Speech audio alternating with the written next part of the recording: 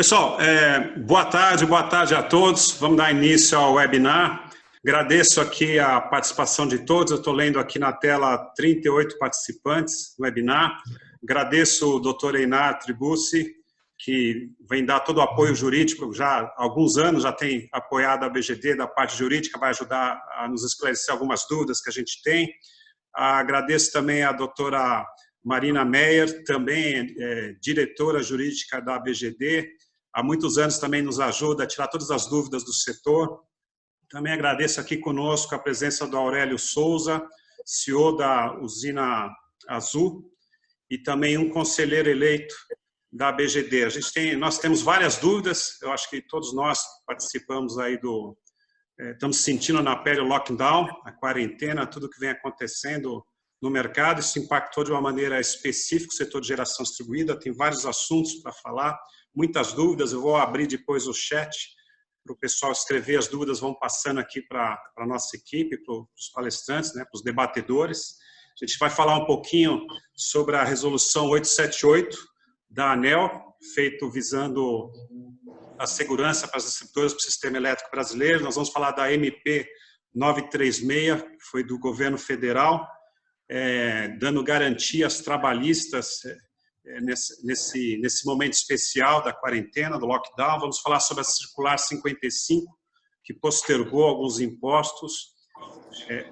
Notem bem, postergou, suspendeu os impostos, não quer dizer que nós não teremos que pagá-los, apenas vamos pagar para sempre. E vamos colocar todos esses assuntos e depois nós vamos colocar as principais dúvidas que o pessoal tiver, colocando no chat, e eu vou passando para os debatedores. Como nós estamos utilizando essa ferramenta, Zoom, eu vou pedir que todo mundo deixe o microfone desligado, está configurado para entrar automaticamente com a câmera desligada, não liguem a câmera porque aí fica muito lento o sistema. O software Zoom, eles têm um plugin de webinar, nós adquirimos isso, foi adquirido pela BGD, mas nós não recebemos, eles eram 10 milhões de usuários em dezembro, agora estão com 200 milhões de usuários, então eles não estão conseguindo dar suporte para todo mundo. Então nós estamos usando essa licença que a gente tem para fazer reunião, se não me engano chega até 400, não tem limite de tempo, por isso que a gente está tendo que desligar microfone por microfone, né? Na solução por webinar não precisaria fazer isso, mas acho que a gente consegue tocar normalmente. Então, dentro de todo esse cenário, em cima dessa quarentena, desse lockdown, eu queria que o Dr. Einar começasse dando uma explanação geral sobre o impacto jurídico que esteve no nosso setor, especificamente para as empresas que atuam em geração distribuída. Contigo, doutor Einar. Tá legal. Olha, Carlos, eu acho que o tema principal em relação a todas as atividades empresariais são os contratos, né?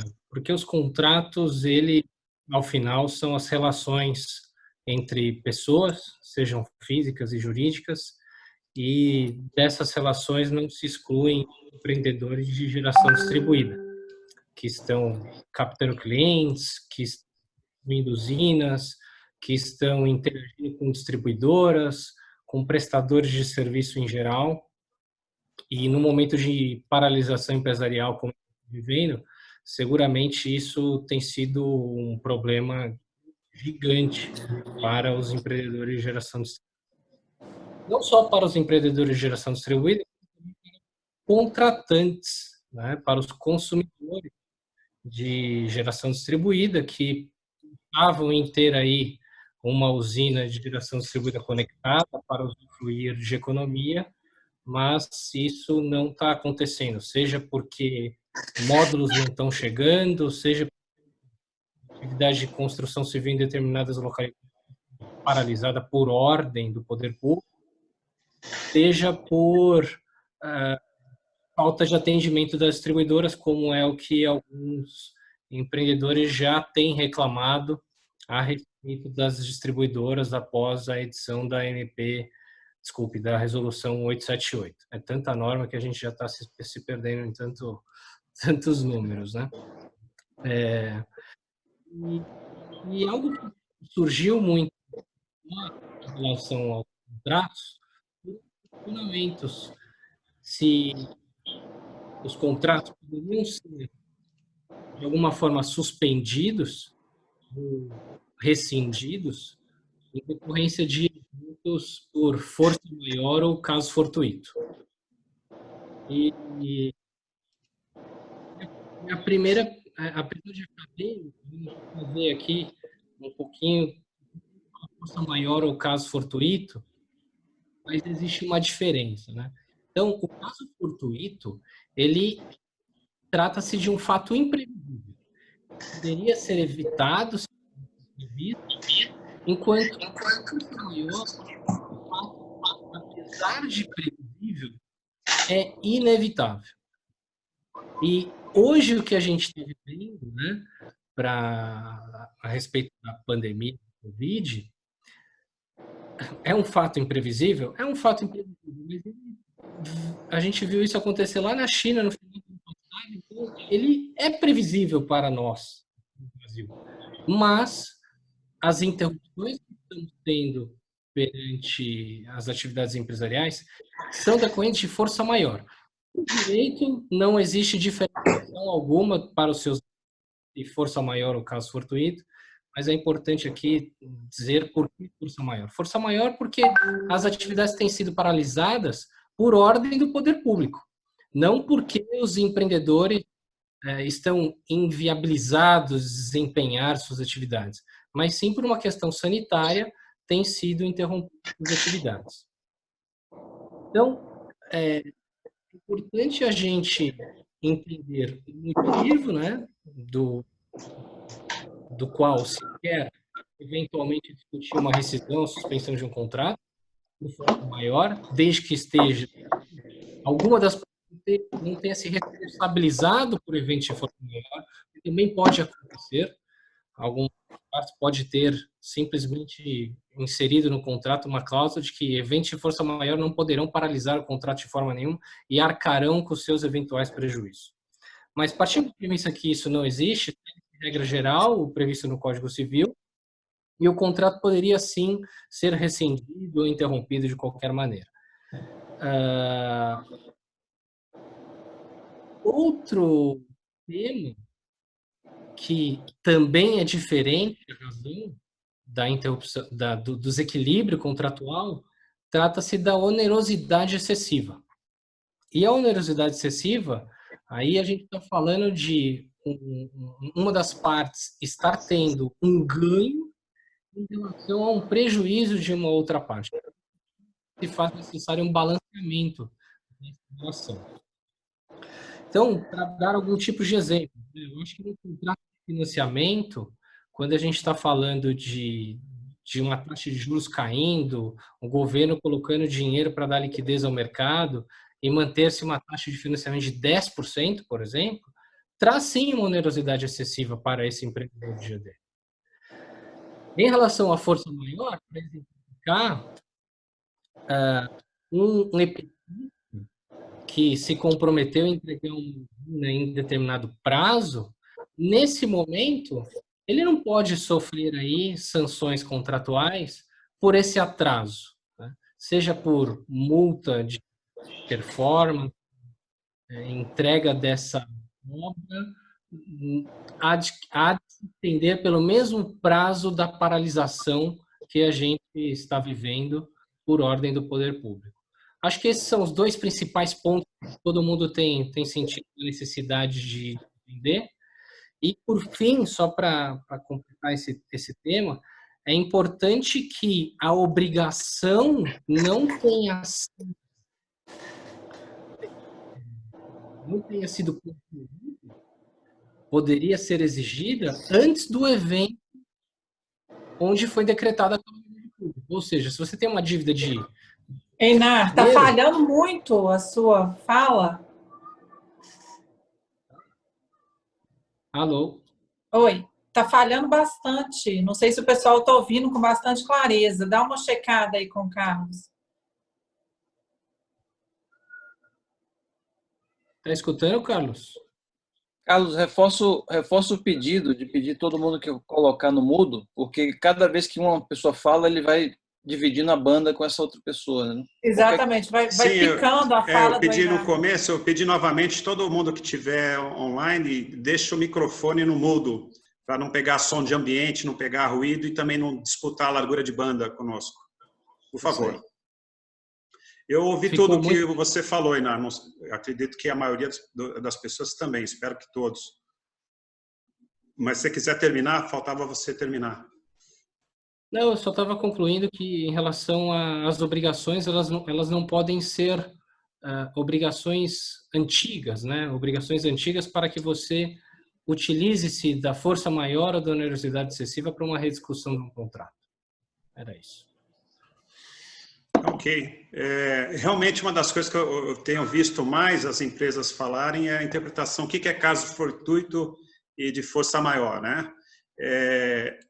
É comum as empresas, e às vezes até a distribuidora, interpretar uma coisa de uma maneira que lhe seja favorável. Isso tem causado muito problema no setor. A gente vai falar um pouquinho mais para frente disso, como proceder quando, não só a distribuidora, mas como qualquer empresa do mercado, simplesmente alegue que houve um desequilíbrio no contrato, alegando caso fortuito ou de força maior. Uma coisa imprevisível que me trouxe um desequilíbrio muito grande.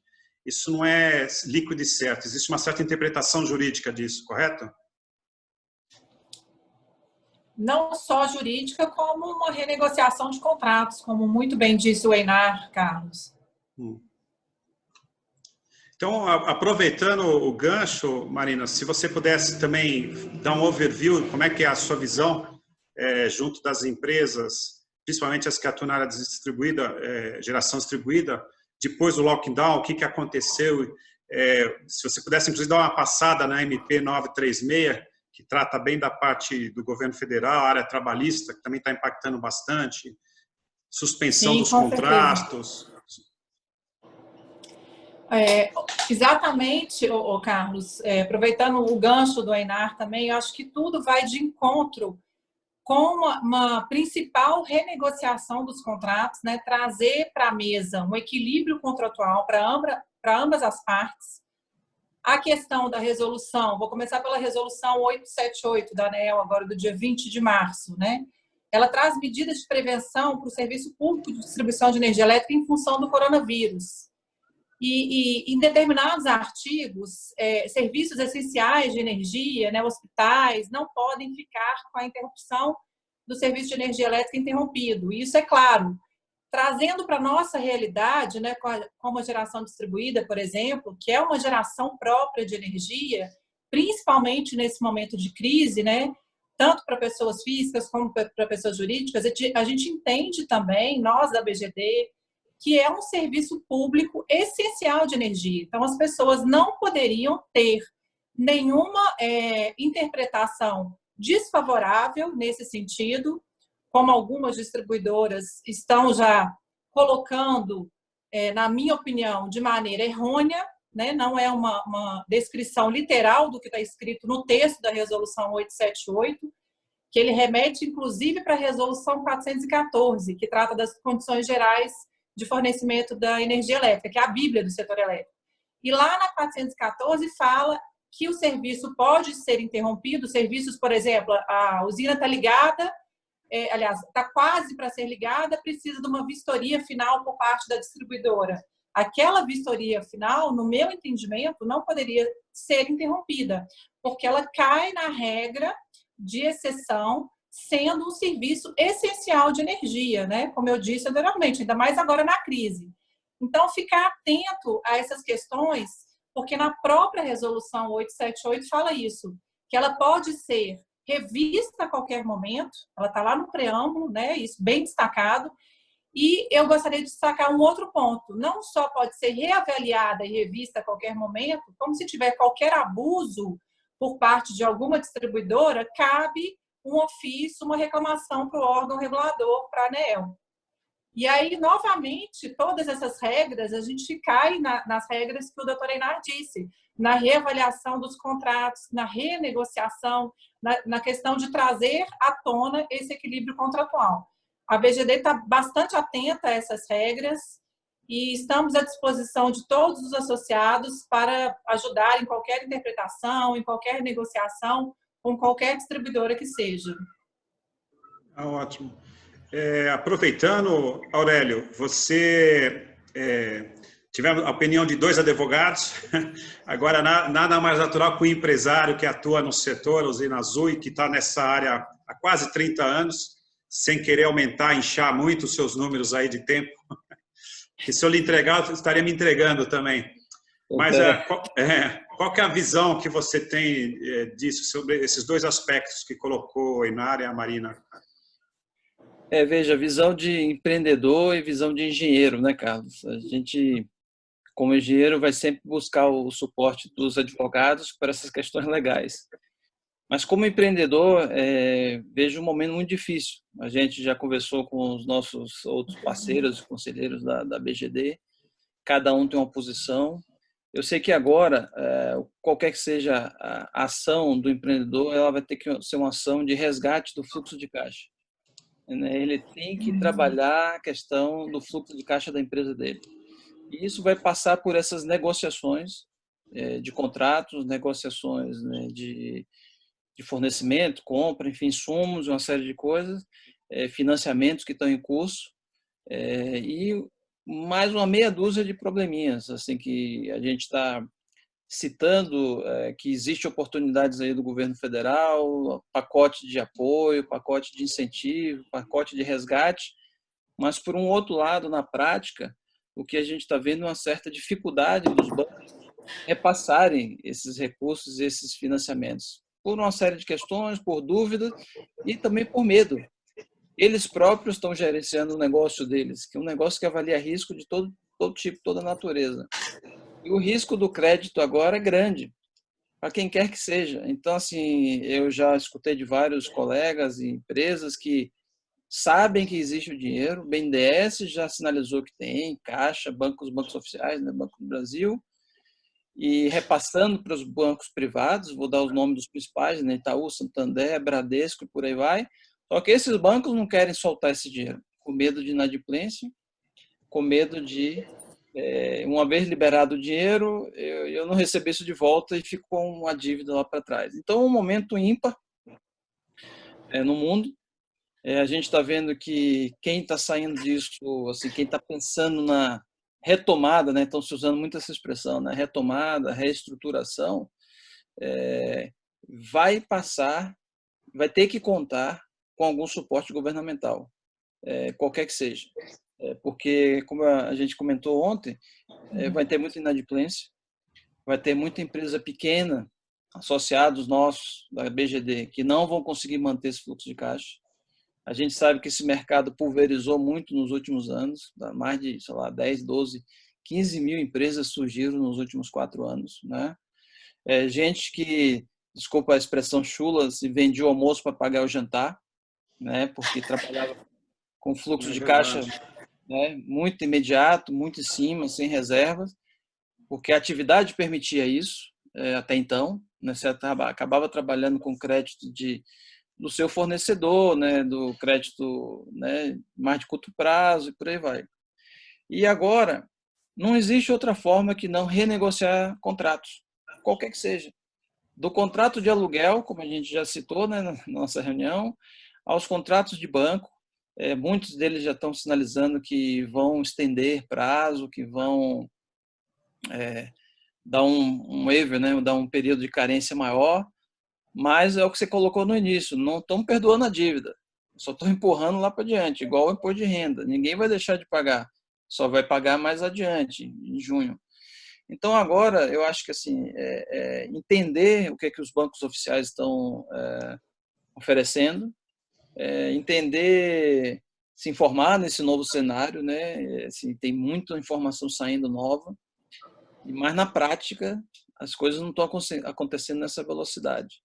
Então, acho que Marina vai ter muito trabalho, o Einar também, para assessorar os nossos associados e talvez assim a gente entender quanto associação, o que a gente pode fazer para, a gente já vem discutindo isso, óbvio, né? Assim, o que a gente pode fazer para, no coletivo, a gente melhorar o nosso ambiente de trabalho, o nosso negócio. não é a primeira crise, nem a segunda, mas talvez seja a pior crise que nós, na nossa geração, vamos vivenciar. Quem olha os gráficos está acompanhando aí a queda de tudo das bolsas e tal. E olha que a gente trabalha com fontes renováveis, que é um negócio que estava deslanchando e crescendo a 3 dígitos ao ano. Mas eu estou acompanhando fóruns internacionais do Fundo Clima, do IRENA, do IEA, da Agência Internacional de Energia, e eles também lá estão preocupados como é que a indústria de petróleo vai retomar, como é que a indústria de carvão vai retomar, que esses são hoje as principais fontes de energia no planeta, né? Apesar de renováveis estar chegando aí pela tangente, mas enfim. Então, Carlos, eu acho que é um momento de calma, assim, nada intempestivo, assim, respirar, olhar o presente. Ninguém tem bola de cristal, a gente não sabe quanto tempo a gente vai sair dessa situação. Então, virou um jogo político muito grande, então a gente muita incerteza por conta disso. E eu acho que agora é ter calma, olhar o que você pode fazer para enxugar ao máximo as suas despesas. E trabalhar em home office todo mundo já está forçadamente mesmo. E junto com o seu advogado, o seu conselheiro, o seu assessor, dizer, olha, como é que a gente pode reduzir os nossos custos operacionais, os nossos contratos e repactuar isso para o futuro. Do ponto de vista prático, para não me alongar muito, a gente sabe que tem serviços como chama, essenciais que não podem parar. Um deles é a geração de energia. Então, exatamente, a gente sabe que tem obras andando. Nós temos amigos e conselheiros que estão com obras em 10, 12 estados em paralelo. E esse cara está com um problema, porque ele está com a equipe em campo, não pode se deslocar, né? Não pode, as pessoas estão remotas, não pode vir encontrar seus familiares, não, enfim. Então, a situação, aí eu vou puxar para um outro lado, acaba esbarrando num aspecto psicológico muito grande, que a gente vai ver já muita gente mal, psicologicamente falando, e precisando de apoio profissional nesse sentido. Porque você está num lockdown, às vezes você está remoto, no interior, você está aí no norte de Minas, Marina, por exemplo, muita gente fazendo obra lá naquela região lá de Montes Claros, mas é de São Paulo, é do Rio Grande do Sul, é da Paraíba, não conseguiu voltar para casa, está dentro de uma pousada fechada a 4 portas. Tem vários Enfim, casos assim. Vários casos, né? Eu estou te citando o que está acontecendo. Então, assim, muita calma nessa hora, para não me alongar, para a gente fazer uma segunda rodada, se informar e tentar mexer no seu fluxo de caixa. O que é que eu posso cortar e onde é que eu posso postergar essa dívida? Não é, ninguém vai abrir mão dessa dívida, mas o que é que eu posso adiar? Então, vou parar contar com a BGT cada vez mais, né? Principalmente claro. Agora. Porque tudo, Marina, a gente viu aí as concessionárias, obviamente, vão aproveitar essa oportunidade, porque elas já vinham num jogo de dificultar o acesso da GD, e isso só vai piorar nesse curto prazo. Eu não queria passar uma mensagem tão negativa, Carlos, mas é uma mensagem realista no momento. A gente precisa apertar o cinto, trabalhar, fazer as contas, assim, cortar o máximo possível e renegociar os nossos contratos, qualquer que sejam eles. E contar que do outro lado também tem pessoas que estão dispostas a negociar contratos para não judicializar tudo, né, Marina? Fazer os todos. Melhor acordar, dizer, amigo, olha, a situação é essa, todo mundo nessa, vamos pactuar aqui entre nós. E conversar muitas vezes, se for o caso, com a distribuidora, contar com a BGD nessa interlocução aí também. Isso. O Carlos, eu vou parar por aqui e deixo para uma segunda rodada complementar outras coisas. Eu vou fazer uma segunda rodada. Assim, eu não acho que a mensagem é pessimista, não. Nós nunca tivemos uma crise, eu nem gosto de chamar de crise, como essa. Isso é verdade. Eu não diria que é a pior que nós passamos. Elas são sempre diferentes. Nós tivemos isso no século passado, várias. Teve o plano Collor, que tirou toda a liquidez do mercado. Todo mundo só tinha R$50 na época, nem era real. E tivemos várias outras depois disso com diferentes abrangências, ou inclusive algumas delas só aqui no Brasil. Agora ela é uma crise mundial. Acho que a gente tem várias ferramentas para sair disso, para superar.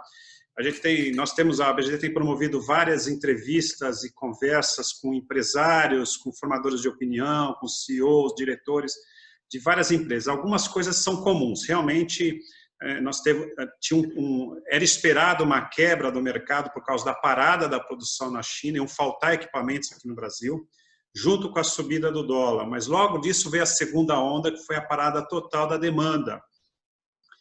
E depois as próprias obras em si.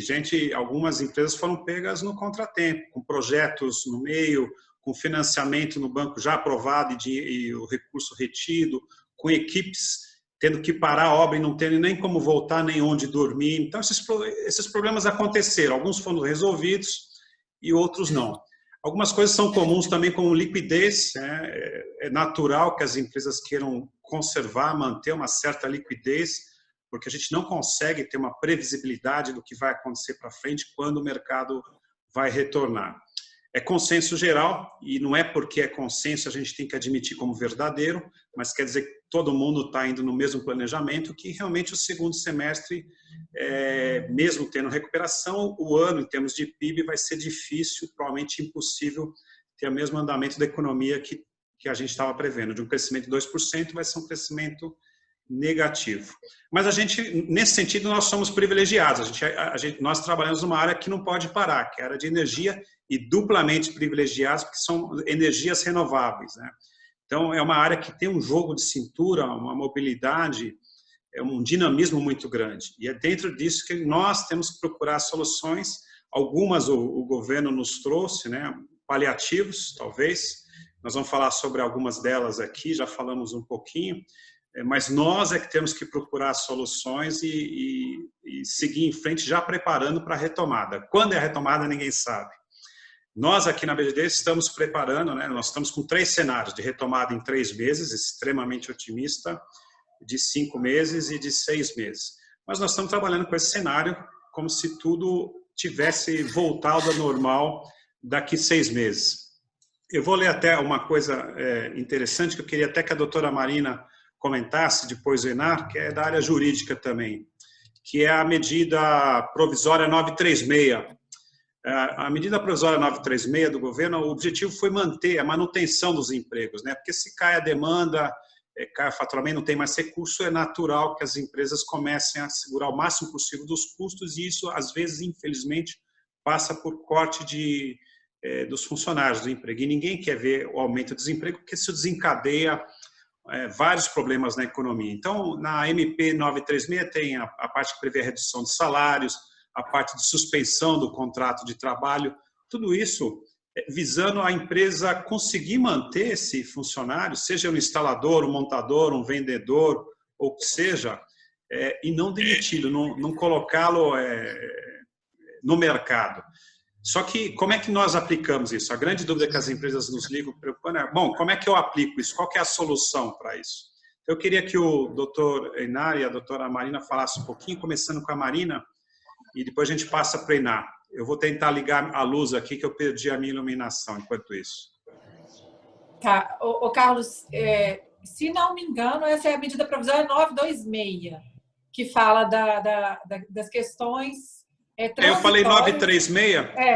Tá 926, das questões transitórias desse período aí de pandemia, como que vão ser tratados os contratos de trabalho nesse período. Então, a gente tem home office, a gente tem férias antecipadas, a gente tem férias coletivas, a gente tem a renegociação de todo o contrato do trabalho sendo feito, observando algumas regras, porque tem regras próprias que vão continuar seguindo a CLT, e eu vou passar esse assunto já para o especialista, que é o doutor Enar, mas antes eu quero só mencionar uma segurança que trouxe um certo alívio nessa medida provisória, que foi o artigo 18, que foi revogado pelo presidente Bolsonaro, que até então esse artigo ele trazia uma suspensão aí de 4 meses no salário dos trabalhadores.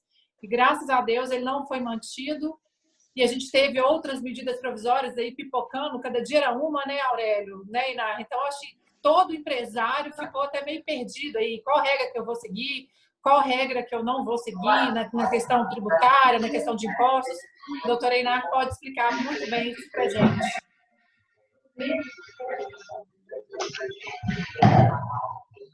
Einar? Seu microfone está desligado, Einar. Ligou. Na verdade, não é mas sim de colegas que a gente tem hoje aqui no escritório. Inclusive, até no nosso site tem lá um post a respeito dessa MP, que eu estava até conferindo, é a 936 mesmo, tá? Tá. Ótimo. A respeito da pergunta de como implementar essas eventuais reduções de salário ou suspensões, o que reza a MP 936 é que essa alteração deve ser informada ao empregado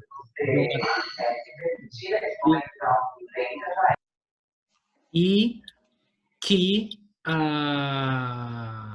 existe ali um regramento de algumas situações. A primeira delas é se a pessoa que está negociando do outro lado, ou seja, o empregado, tem uma remuneração acima de 12 mil e poucos reais, ou seja, essa pessoa é uma pessoa esclarecida.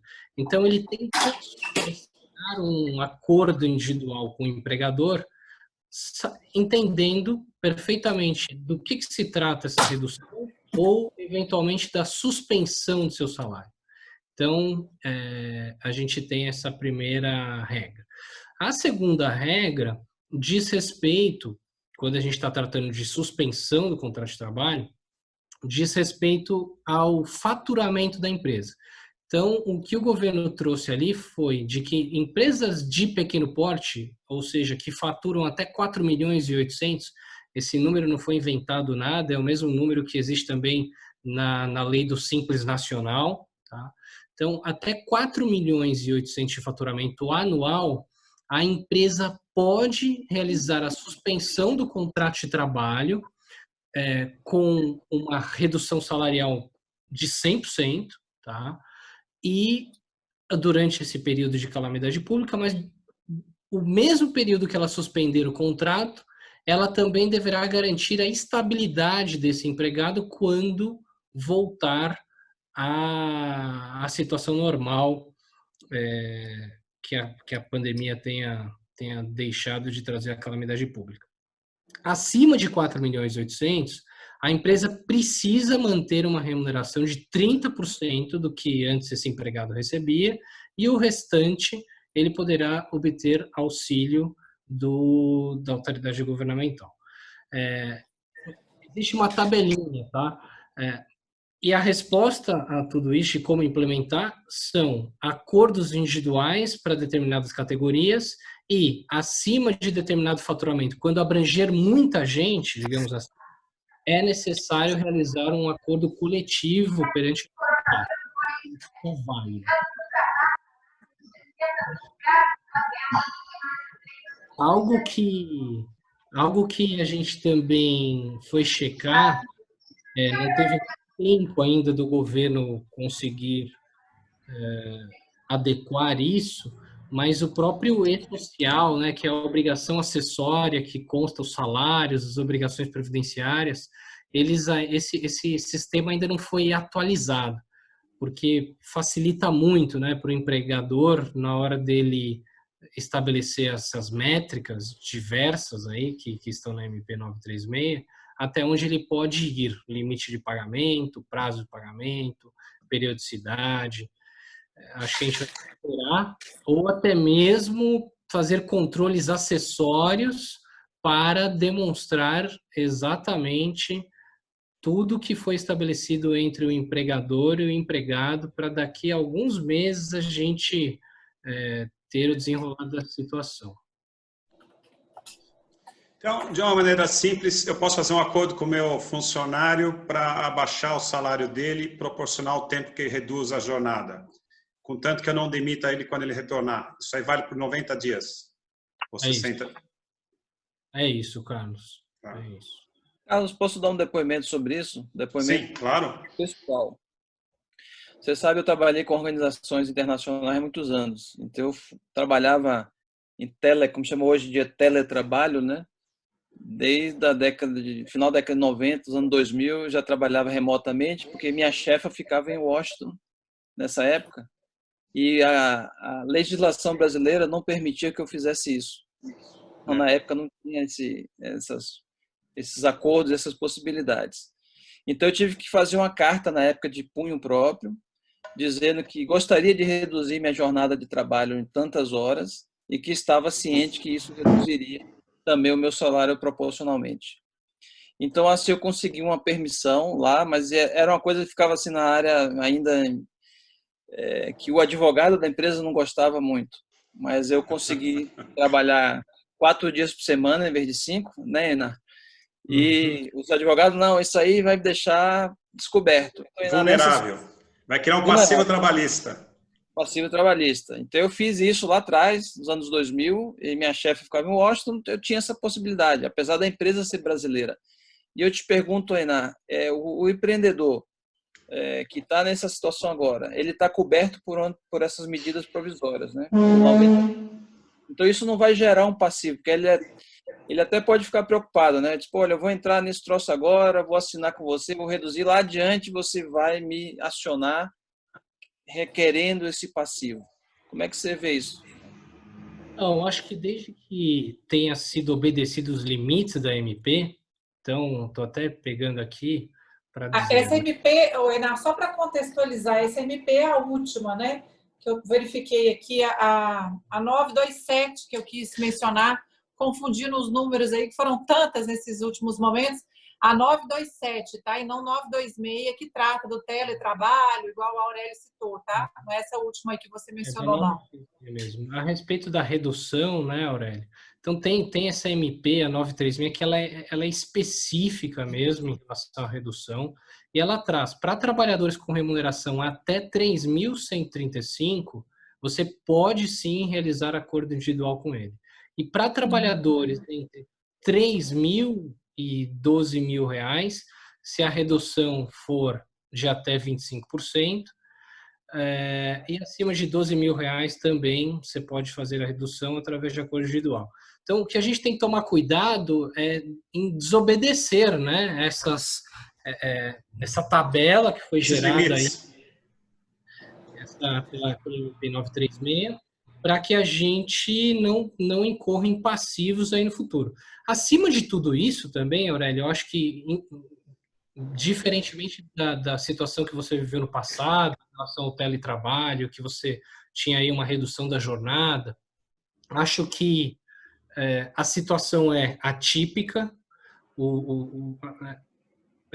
é um outro mundo também, né? Hoje, com toda a possibilidade de comunicação que a gente está tendo até, inclusive agora, mas eu sigo o conselho de nossa colega de direito de trabalho aqui no escritório, é da empresa também ter a boa fé e demonstrar de fato que realizou tudo que estava a seu alcance para a manutenção desse emprego. Então, a gente não pode pegar aí uma empresa que tem lá 100 milhões de reais no caixa, como alguma distribuidora, por exemplo, e sair cortando salário à torta e à direita, aproveitando-se desse momento como oportunismo, né? Manter o seguro-saúde dessas pessoas nesse momento, poxa, é fundamental. A gente está vivendo um problema de saúde no país. Sim. Agora, cortar vale transporte, cortar um vale refeição, não alimentação, né? Faz todo sentido. Como você mesmo disse, eu acho super importante a saúde financeira, o caixa da empresa, mas não simplesmente para benefício dos próprios sócios, Sim. mas sim para manutenção da atividade por prazo indeterminado, né? Acho que todo mundo começa um negócio sério, coeso, pretende ter lucro e manter empregos pelo resto da vida. Não simplesmente... Quem começa um negócio para ganhar dinheiro em um ano e fechar ele e ficar milionário, sempre dá errado. É isso que a gente vê.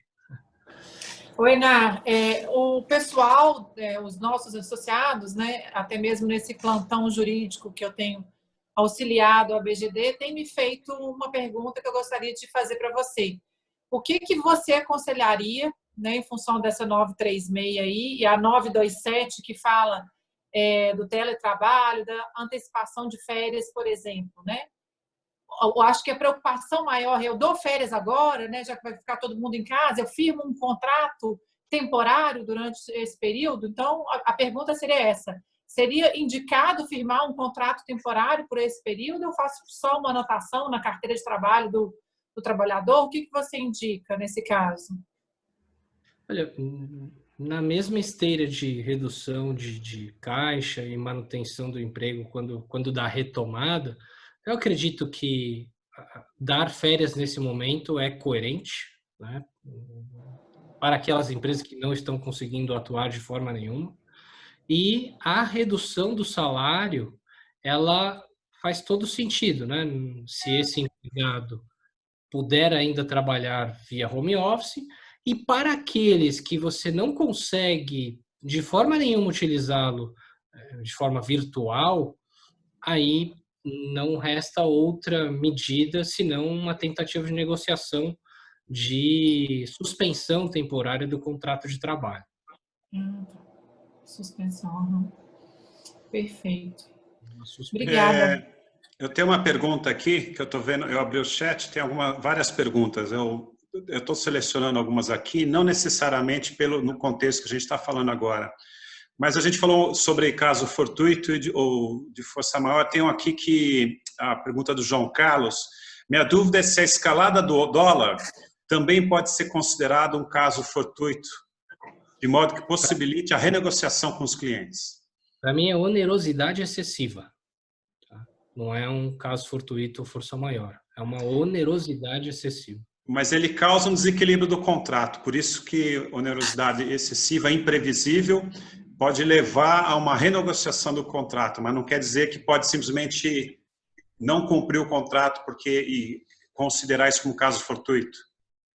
Com certeza não. Eu entendo que trata-se de uma onerosidade excessiva e é importante também analisar cada caso, né? Se vamos supor que seja em decorrência de uma compra de equipamentos do exterior. E essa empresa que importou esses equipamentos para você, para o João Carlos, no caso, para a empresa do João Carlos, ela também tenha se comprometido em dólar, né? Então ela também tem que pagar os mesmos R$5,30. Então, você alegar onerosidade excessiva perante esse importador, que na outra ponta não está tendo vantagem nenhuma, fica complicado.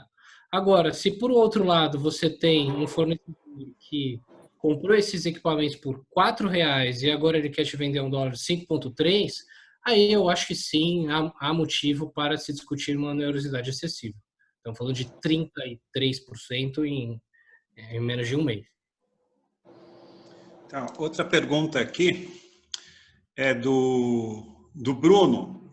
Ele está falando o seguinte: existem algumas distribuidoras que pararam de analisar os projetos sob a alegação da medida 878, que eles se sentiram no direito, eu estou praticamente repetindo a pergunta, né, que se sentiram no direito de parar a analisação do projeto alegando a resolução normativa 878. Isso é possível?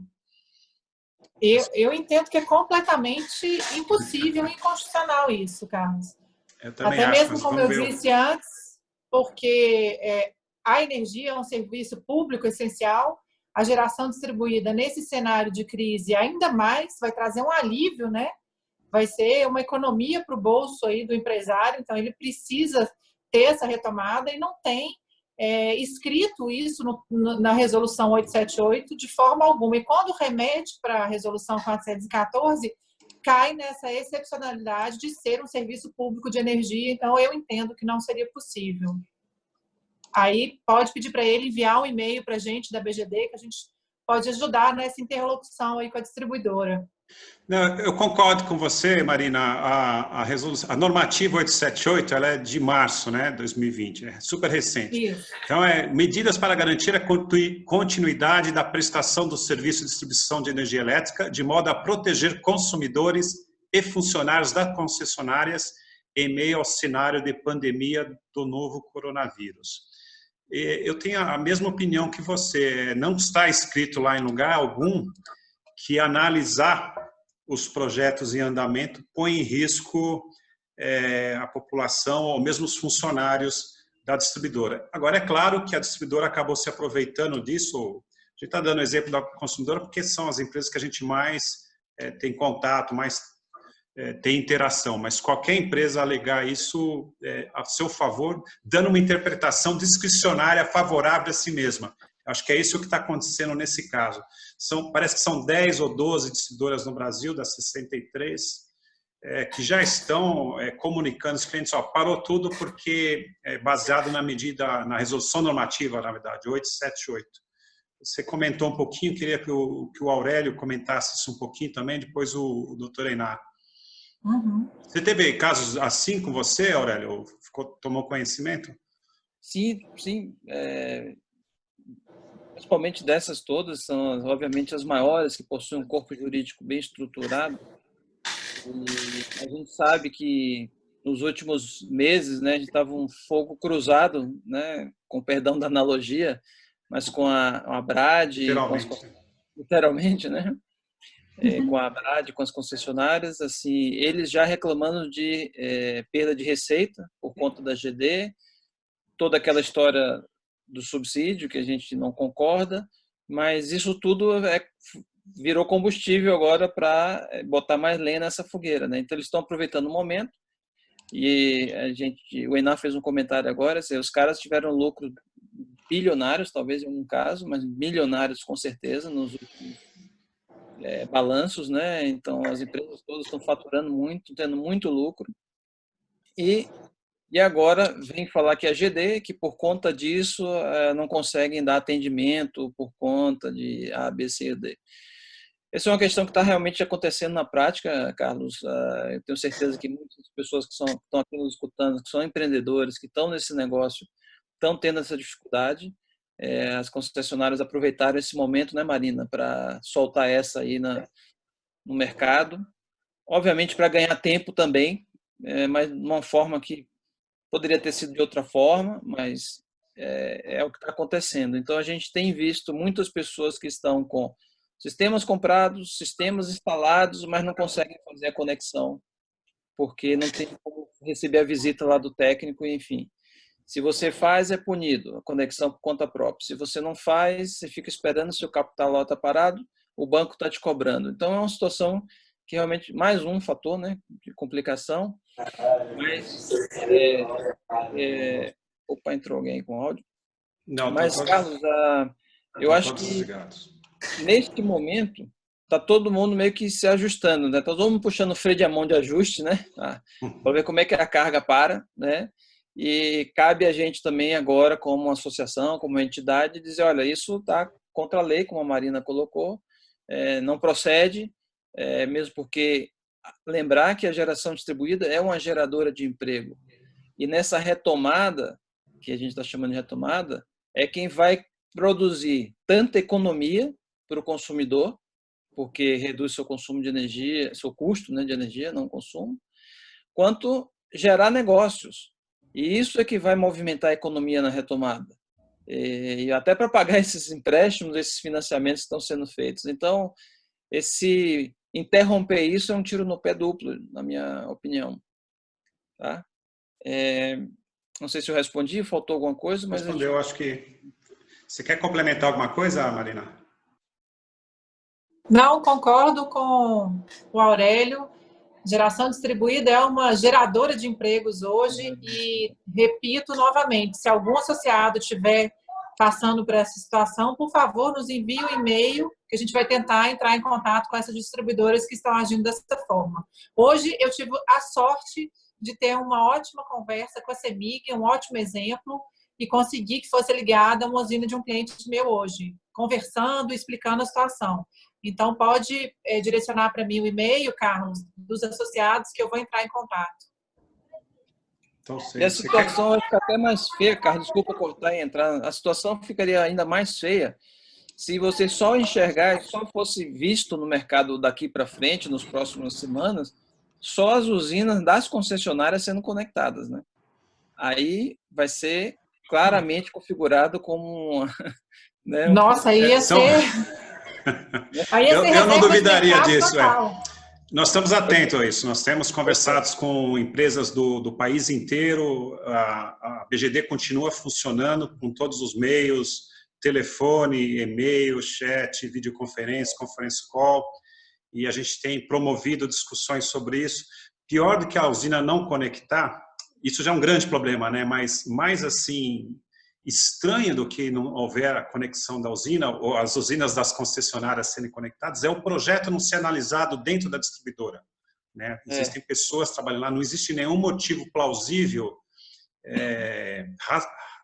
razoável, nenhum motivo razoável para parar a análise dos projetos, porque isso demanda prazos, tem custos envolvidos, multas contratuais, é o popular empurrando com a barriga, aproveitando o momento para empurrar com a barriga. Isso a gente está atento, não é generalizado, mas nós identificamos isso em algumas distribuidoras e já estamos atuando, conversando sempre primeiro, e se não for, se a conversa ou a ouvidoria não resolve, e cá entre nós quase nunca resolve, a gente ingressa com algum fator mais convincente judicialmente, se for necessário, não tem problema nenhum.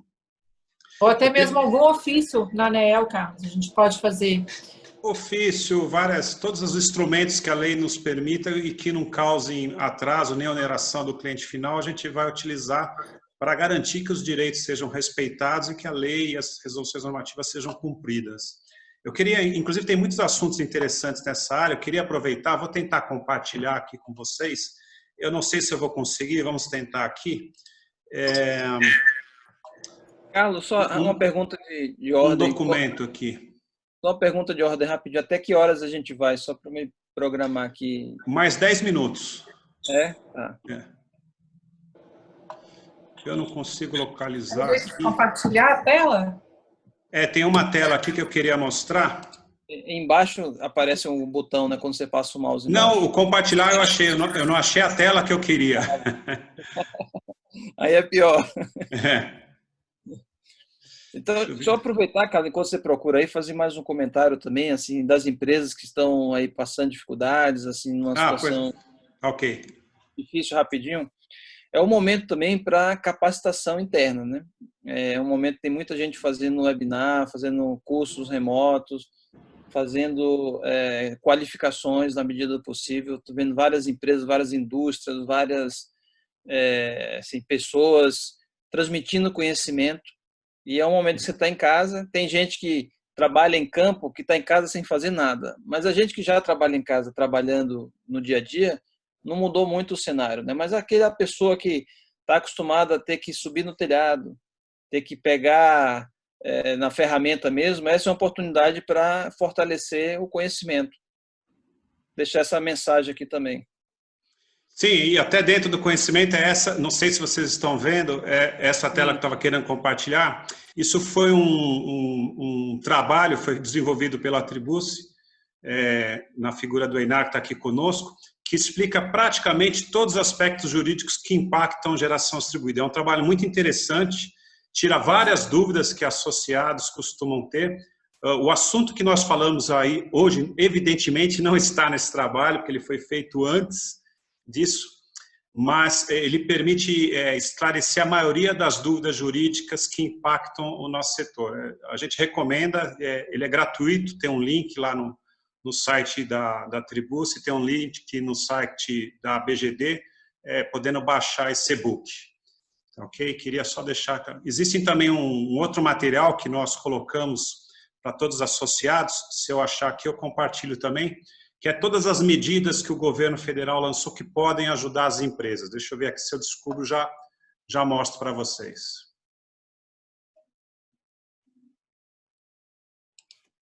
É aquele site Vamos Vencer, alguma coisa assim? Isso. A Marina caiu? Não, ela só botou no mudo lá. Ou caiu? Eu queria aproveitar enquanto o Carlos procura, até uma releitura aqui da resolução 878, né? No artigo 7º, inciso 7, fala que a distribuidora deverá, fica suspensa a exigibilidade dos seguintes normativos: oferecimento do serviço do artigo 102 da Resolução Normativa 414 de 2010, exceto os estritamente necessários para a fruição do serviço público, Então, com base no artigo 102, que fala, 102 da Resolução 414, que fala da vistoria da unidade consumidora, que muitas distribuidoras têm utilizado-se aí desse argumento para a não realização da vistoria de conexão. Ocorre que, quando a gente lê aqui esse inciso 7, ele fala que cabe exceção para os estritamente necessários para a fruição do serviço público. Ora, a conexão de geração distribuída, ela não deixa de ser fruição do serviço público. Eu dependo da rede, que foi uma concessão, trata-se de uma concessão que a distribuidora tem, não é uma rede dela, né? Ela está utilizando de uma concessão para o que nós pagamos. É um serviço público onde a fruição deve ser total. E a AGD encontra-se justamente nesses moldes. Então, quando a gente está fazendo um pedido de conexão de uma unidade prosumidora, é também importante que ela, antes de ser uma unidade geradora, ela é uma unidade consumidora também. Em que pese ela está gerando energia, ela também é uma unidade consumidora aos olhos da regulação. Então, esse argumento que a distribuidora está utilizando, ele não pode ser visto assim de forma cega. Concordo. Ótimo. Bom, nós estamos chegando aqui no final, exceto se vocês tiverem uma consideração especial sobre isso, eu ia pedir para vocês fazerem as considerações finais de vocês para nós encerrarmos o webinar. Quer começar por você, doutora Marina? Está sem o microfone. Está no mudo. Ativou? Eu queria dizer que a BGD continua à disposição de todos os associados para qualquer interlocução com qualquer distribuidora, renegociação de contratos. Eu estou atenta lá no plantão jurídico. O assunto que não for da minha especialidade, eu vou passar para algum outro escritório. Contratos internacionais, né, atrelados ao dólar, sugiro, né, o doutor Einar, que é especialista no assunto. E o principal, ficar atento a qualquer medida abusiva da distribuidora nesse período de pandemia. Se já achar que trouxe alguma coisa que deixou a empresa desconfortável, envia para a gente da BGD, que a gente faz essa interlocução com a distribuidora aí, em nome de todos os nossos associados. E no mais, ter muita fé que essa crise, se Deus quiser, vai passar rápido aí, nesse cenário otimista seu, Carlos, de 3 meses. É super otimista. Deus quiser. Aurélio, por favor. Bom, eu sou um otimista por natureza também, né, Carlos? Porque você... Meu nome é otimismo. Você no início me entregou. Pessoal,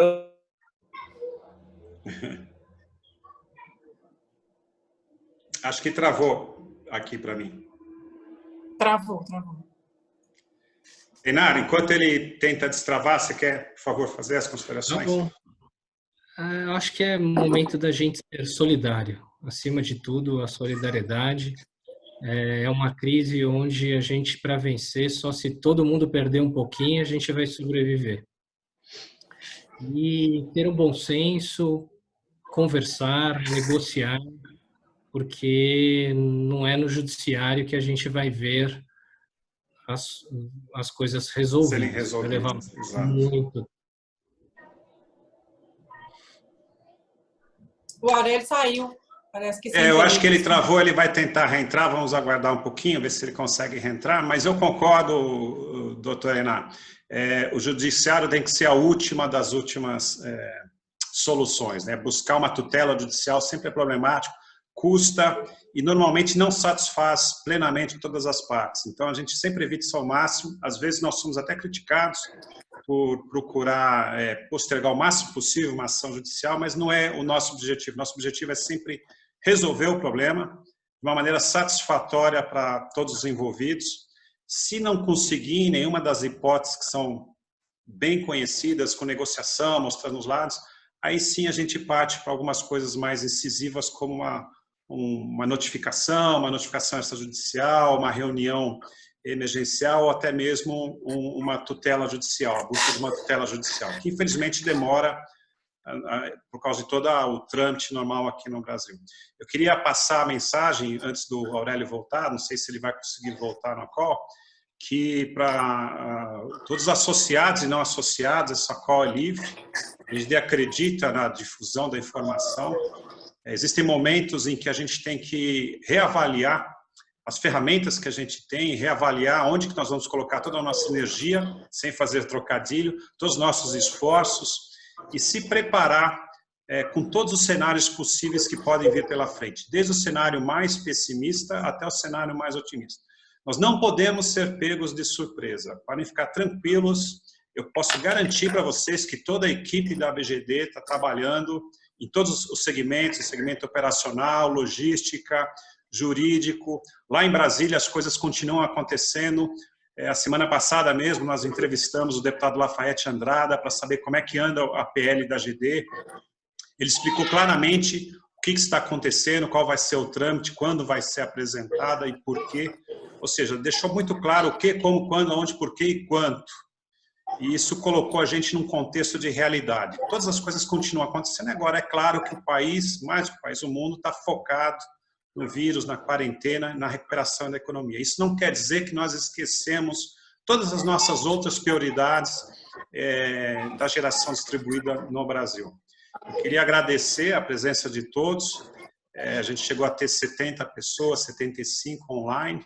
A gente espera que tenha passado informação. Está gravada essa aqui, nós vamos colocar depois lá no nosso canal no YouTube. Quero agradecer primeiramente o Aurélio, que ele saiu, infelizmente caiu, acho que ele não vai conseguir recuperar. O Aurélio Souza, da Usina Azul, contribuiu bastante, é um profissional que conhece o setor há muito tempo, conhece muitas pessoas aqui no Brasil e fora do Brasil, conheço o Aurélio já há alguns anos, hoje ele é conselheiro da BGD também eleito. Queria agradecer a doutora Marina, que hoje é a diretora jurídica da BGD, está conosco lá desde o começo, tem auxiliado muito os associados e não associados também, muitas vezes pro bono, tentando esclarecer como é que as coisas acontecem, qual é o melhor caminho, muitas vezes indo na distribuidora lá resolver o problema. E queria também agradecer aqui o Dr. Enar Tribucci, por todo o trabalho que ele tem desenvolvido pelo setor, sempre com muita convicção técnica. Ele que escreveu o e-book que eu mostrei para vocês, está disponível para quem quiser. Já tem uma nova versão vindo aí, né, Enar? Porque isso muda toda hora, tem que fazer. Tem que fazer uma nova versão já. Queria agradecer a todos vocês que nos ajudaram. Tem uma equipe aqui da BGD mantendo esse canal aqui no ar, com o Zoom. Tem problemas de segurança, problemas de largura de banda, etc. Problemas de microfonia. Não é tão fácil quanto parece, mas eu acho que o nosso mercado merece isso e merece muito mais.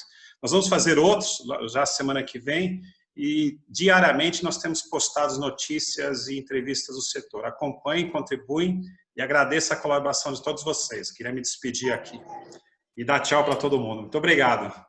Tchau. Um abraço. Um abraço, Enar. Abraço a todos.